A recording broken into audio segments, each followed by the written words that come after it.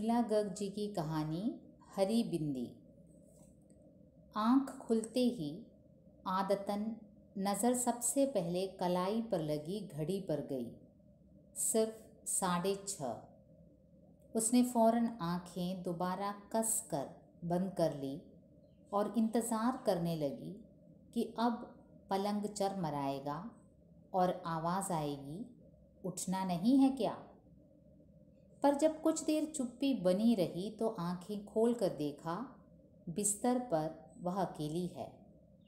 ओ हाँ, कल रात ही तो राजन दिल्ली गया है, याद ही नहीं रहा। तो अब उठने की कोई जल्दी नहीं है। उसने ढेर सारी हवा गालों में भरकर एक लंबी सांस छोड़ी और पूरे बिस्तर पर एक बार लौट गई। दूसरे सिरे पर जाकर मुंह पर बाँह रख कर लेटी तो कानों में घड़ी की टिक टिक तीव्रता से बज उठी। वह मुस्कुरा दी। उसे कलाई पर घड़ी बांधकर सोने की आदत है। राजन रोज चिढ़कर कहता है, यह क्या सारी रात कान के पास टिक टिक होती रहती है, इसे उतारो ना। उसने बाँह उठा ली, तकिया खींचकर पेट के नीचे दबा लिया और लंबे चौड़े पलंग पर बाहें फैलाकर औंधी लेट गई। उफ, सुबह देर तक सोने में कितना आनंद है। राजन होता है तो सुबह 6-6:30 बजे से ही खटर पटर शुरू हो जाती है। खाने चाय नाश्ते की तैयारी और 8 बजे तक दफ्तर के लिए रुखसत। न जाने यह राजन को जल्दी उठने का क्या मर्ज है। खैर आज वह स्वतंत्र है, जो चाहे करे। उसने शरीर को ढीला छोड़ दिया और दोबारा सोने की तैयारी करने लगी। फिर जब आँख खुली तो 8:30 बज चुके थे। उसने एक प्याला चाय बनाई और खिड़की का पर्दा हटाकर बाहर झांकने लगी। दूर तक धुंध छाई हुई थी।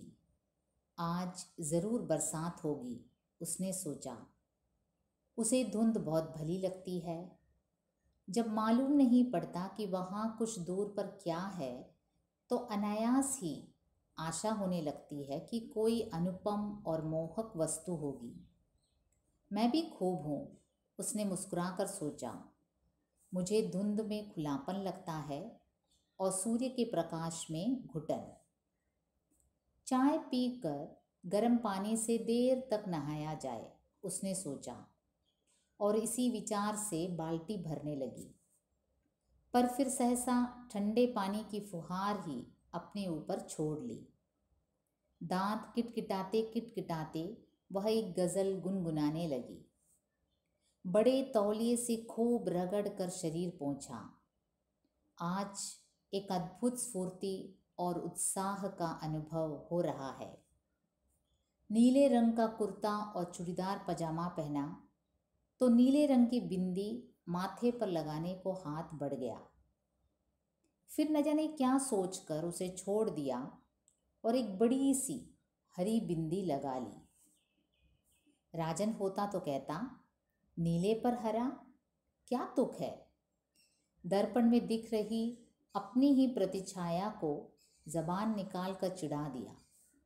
कहा, तुक की क्या तुक है, और खुद ही खिलखिलाकर हंस पड़ी। दराज खोला तो नज़र बालियों पर पड़ गई। उठाकर कानों में लटका लिए। विवाह के बाद से पहनने छोड़ दिए थे। नकली है ना, और ज़रूरत से ज़्यादा बड़े, राजन कहता है। एक पुराना बैग हाथ में थाम कर झपट कर बाहर निकल आई। बरामदे में मुंडू बैठा आराम से सिगरेट फूंक रहा था। राजन की उसे देखते ही हथेली में छिपा ली। संजीदगी से बोला, खाना क्या बनाऊं? कुछ नहीं, उसने कहा। नहीं खाएंगे, तुम्हारी छुट्टी। मुंडू की घबराई सूरत देख कर वह हंस पड़ी और बोली, मेरा मतलब जो तुम्हें अच्छा लगे बना लेना, तुम्हें ही खाना है, चाहे खाओ चाहे छुट्टी मनाओ। बिना इसकी चिंता किए कि ठीक कहाँ जाएगी या क्या करेगी, वह सड़क पर कुछ दूर चलती गई। बस इतना ज़रूर जानती है कि आज का दिन यूं ही नहीं जाने देगी। कुछ तय करने के पहले ही वर्षा आरंभ हो गई। उसने कुछ दूर भाग कर टैक्सी को आवाज़ लगाई और भीतर घुसकर सोचने लगी, अब टैक्सी ली है तो कहीं ना कहीं जाने को कहना ही पड़ेगा। जहांगीर आर्ट गैलरी, उसने जो सबसे पहले मुंह में आया वही कह दिया। गैलरी में किसी आधुनिक चित्रकार की प्रदर्शनी हो रही थी। विशेष कुछ समझ में नहीं आया, पर आनंद अवश्य आया। आज कुछ भी करने में आनंद आ रहा है। एक चित्र के आगे वह काफ़ी देर तक खड़ी रही। देखा, पूरे कैनवास पर रंग बिरंगी रेखाएं इधर उधर दौड़ी चली जा रही हैं। अरे, उसने सोचा, यह तो बिल्कुल मेरे कुर्ते के समान है। वह जोर से हंस पड़ी, इतने जोर से कि पास खड़ा एक दड़ियल आदमी उसे घूरने लगा। कहीं यही तो चित्रकार नहीं है? बेचारा, जरूर चित्र अत्यंत त्रासद रहा होगा। उसने चेहरे को सानुकूल बनाया और दड़ियल के पास जाकर विनम्रता से कहा, सॉरी, और फौरन बाहर निकल आई। बाहर निकलकर ख्याल आया, हो सकता है वह कलाकार ना हो, कोई उद्योगपति हो। दो किस्म के इंसान ही दाढ़ी रखने का साहस कर सकते हैं, कलाकार और सामंत। सामंत तो अब रहे नहीं, उनका स्थान उद्योगपतियों ने ले लिया है। तब तो दिन भर यही सोचता रहेगा, इसने सॉरी क्यों कहा। उसमें भी नफ़े की गुंजाइश ढूंढता रहेगा। वह दुगने वेग से हंस पड़ी। फिर देखा, वर्षा थमी हुई है और आकाश अभी भी काफ़ी गुस्सैल नज़र आ रहा है। पूरा बरसा नहीं, उसने सोचा, और फिर सड़क थाम ली।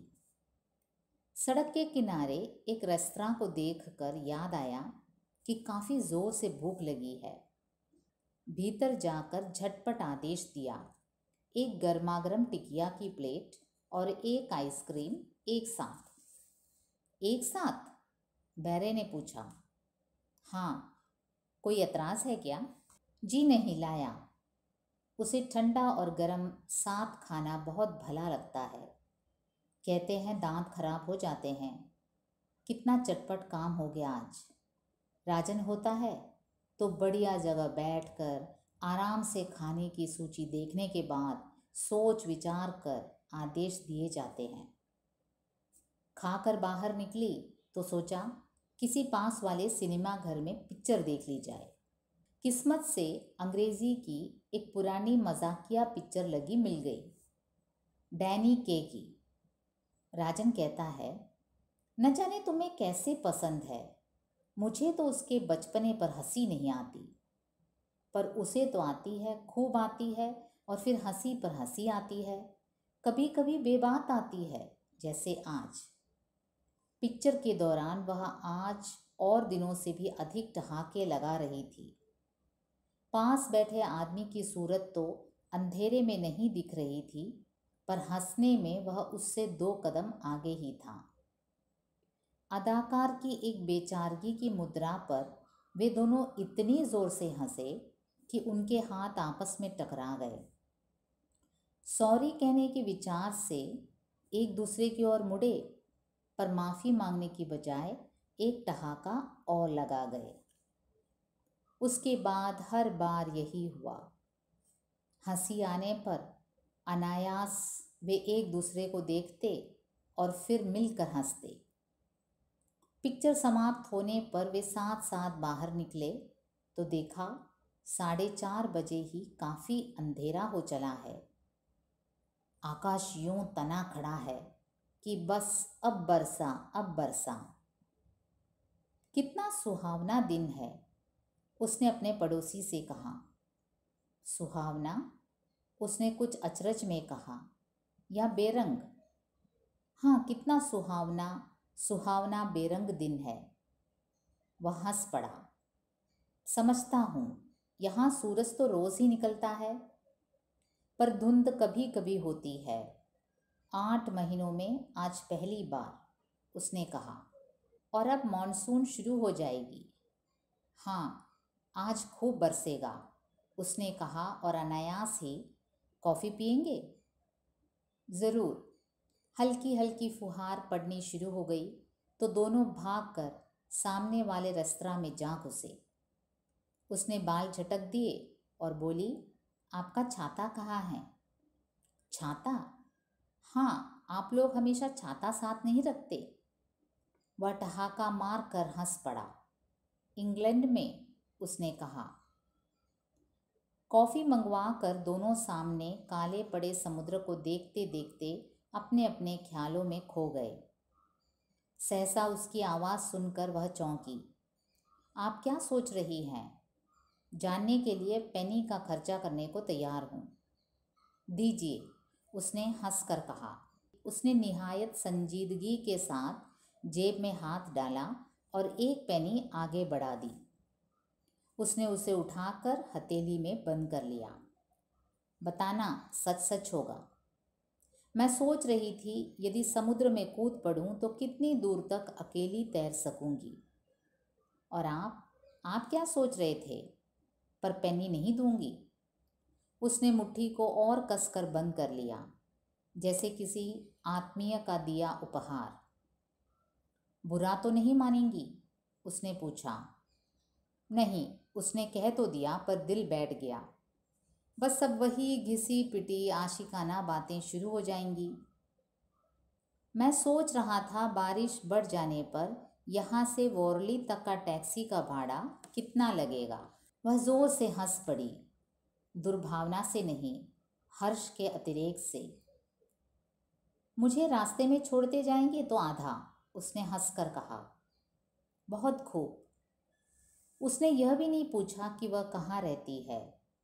उसे लगा वह जीवन में पहली बार ऐसे इंसान के साथ बैठी है जो यह नहीं जानना चाहता कि उसके पति हैं या नहीं, और हैं तो क्या काम करते हैं। समुद्र के जल पर गिरती वर्षा की बूंदें कितनी अच्छी लगती है। हाँ, फिर दोनों कुछ देर चुप रहे। प्रशांत महासागर पर जब जहाज जाता है तो उसके अग्रभाग से चिरता जल चांदी के समान चमकने लगता है, उसने कहा। क्यों? शायद फॉस्फोरेंसिस के कारण। आपने कभी नहीं देखा? नहीं, मौका मिले तो देखिएगा। आप बहुत घूमे हैं? उसने हल्की ईर्ष्या के साथ पूछा। बहुत, अतिथि याद करके मुस्कुरा रहा था। सबसे अच्छी जगह कौन सी लगी? जब जहां हुआ। वह हिचकिचाहट के साथ मुस्कुराया। पता नहीं वह समझे या ना समझे, पर वह सहमति स्वरूप सिर हिलाकर मुस्कुरा दी। उसने देखा कॉफ़ी समाप्त हो गई है और बैरा बिल लिए चला आ रहा है। बाहर वर्षा थमने वाली है, धुंध भी छंट रही है। नहीं, धुआंधार नहीं बरसेगा, वह संकेत झूठा निकला। अब धुंध हट जाएगी और वही तेज प्रकाश वाला सूर्य निकल आएगा। बिल आने पर उसने स्वयं उठा लिया, कहा, न्योता मेरा था। अतिथि ने कोई बहस नहीं की। शुक्र है, शुक्र है, उसने सोचा। कहीं हर पुरुष के समान पैसे देने की जिद करने लगता तो सब कुछ बिखर जाता। टैक्सी लेकर चले ही थे कि घर आ गया। उतरते उतरते पैसे निकालने लगी तो उसने कहा, रहने दीजिए। क्यों? उसके माथे पर शिकन पड़ गई। आज का दिन मेरे लिए काफ़ी कीमती रहा है। कैसे? मैंने आज से पहले किसी को हरी बिंदी लगाए नहीं देखा, उसने स्निग्ध स्वर में कहा। वह ज़रा ठिठकी कि टैक्सी चल दी। कुछ दूर जाकर आंखों से ओझल हो गई।